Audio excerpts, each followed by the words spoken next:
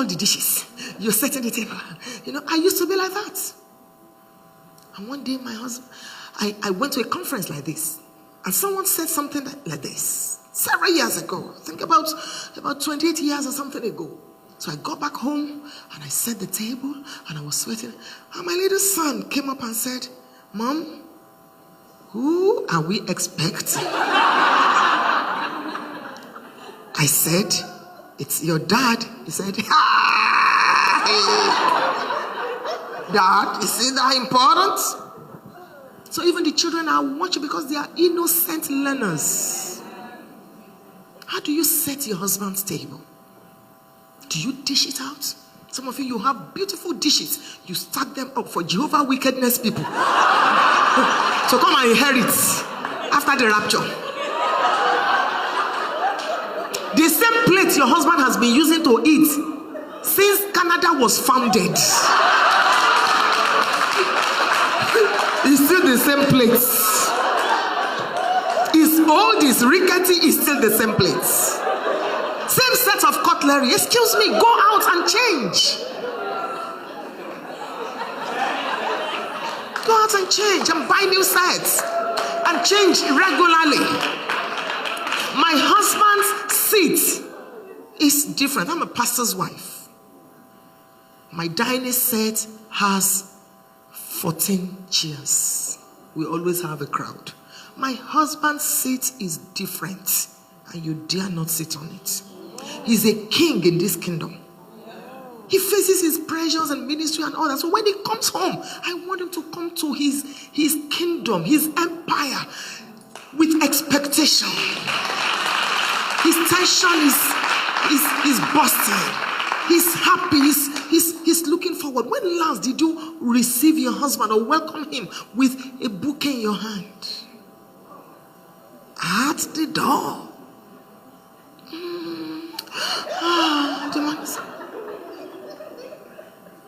Some of you, your children have taken the places of your husbands. And you keep making sure that children come in between you. Don't finish that meal. It's my husband. That yogurt is for my children. And your husband is wondering. Every time, my children. In 25 years' time, those children will have gone. If they don't go, you will pray, "God, please take them. Let them go. Let them go and get married. Please, Lord." And it will be just you and the man. And sometimes you will be lonely, even though you are two. Because you did not build that relationship over the years. So it's important for you to please feed the man correctly. Stop giving him the same meal every day. Learn as a woman. The way you set the table, the way you lay the bed, the way you mix the meals. Be creative. Serve him. Let him know that you have his time.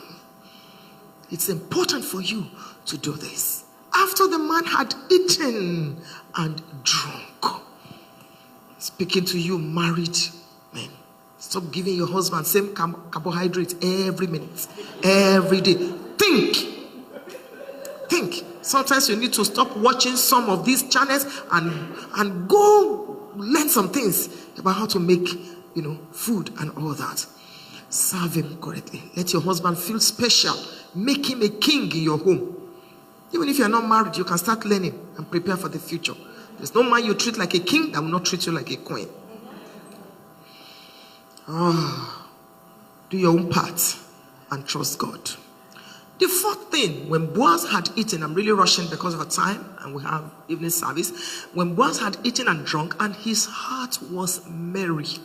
That's the fourth thing. You must constantly make your husband happy. Give him joy.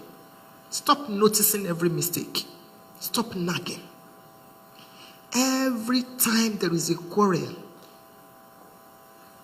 every time. When your marriage was 1 year, you will quarrel for 1 week, you won't talk. Now that your marriage is 10 years, it's still the same. When will you grow up? 25 years. You still keep Christian malice. You know Christian malice. How are you? Blessed. Pass the salt. I'm fine. That's Christian malice. We're talking. Am I not talking to you? I'm talking. If the rapture comes, that's not right. Let him be happy. Make him happy. When last did you tickle your husband? When last did you put a little fish in your mouth and you just tiptoed and you came from the back and you put it in his mouth? When last did you do that? You know, sometimes I just move towards my husband and I just tickle him. And he does like that. I say, you are not even a virgin. You know what I'm saying?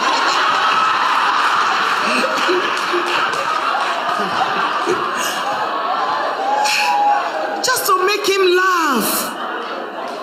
Just to make him happy. When last did you do that? When last did you pillow your head on your husband's chest while he's watching Arsenal and Barca? When last? You stay in the kitchen for 2 hours. What are you cooking? You can't even come around.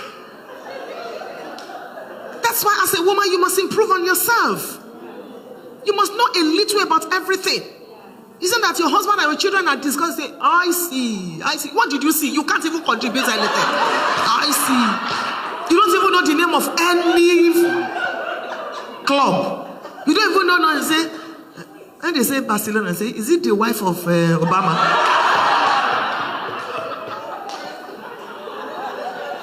It's a woman. No man wants an old bride around him. You must keep improving on yourself. Even if you're a great grandmother, you're somebody's wife. And it is your responsibility to make that man happy. Make him laugh. Stop dwelling on all his mistakes. Be happy. Sometimes my husband puts me on his back, and all that. Sometimes I try to put him on my back. He's bigger than me, I just want to call forth the little boy on his inside. Come out. Come and laugh. Come, and all that. I was watching you, your body language. And I said to myself, they are truly happy. If you're happy, you can't hide it. You see some couples. The woman wants to spit it on. Yes. They're always looking straight. What is wrong with you? Why did you get married? Marry your friend. It's not every time you have sex. I've been married 31 years. It goes down after some time. I'm telling you, if your life is based on sex, you've lost it. So there must be other things that will keep the marriage going. As the man ages, the generator is also...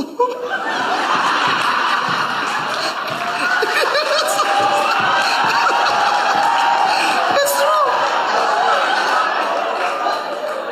When we're newly married, you could have sex 4 times a day. In the kitchen, in the bathroom, anyhow, anywhere. That's why I always tell couples, when you're newly married, don't let anybody interfere, because you need to bond. It will tell in the evening of your marriage. It will tell in later years. Sex is like the water that mixes the sand and the cement in building. So you must have it anywhere. It doesn't have to be initiated by the man. It's a sign of immaturity to say, until my husband, I don't want to appear cheap. Excuse me, you are living in Stone Age. It's your husband, it's your marriage. Because some of us we have African backgrounds. You don't want to say, I want sex. Okay, let me teach you what to say.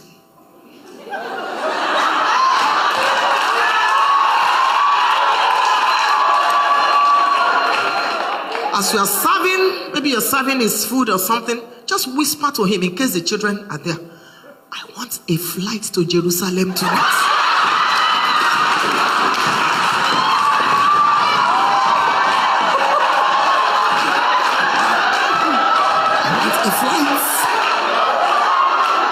The man understands. Or you say to him, tonight, I'd like you to make deposit without withdrawal. He knows what we're talking about. Coin your own language. Coin your own language. Hallelujah.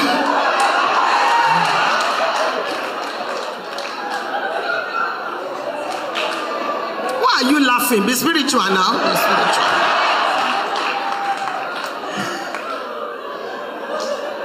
So, the man's heart was merry. make your husband happy. You determine, you dictate the mood of your marriage. As a woman, it's your part.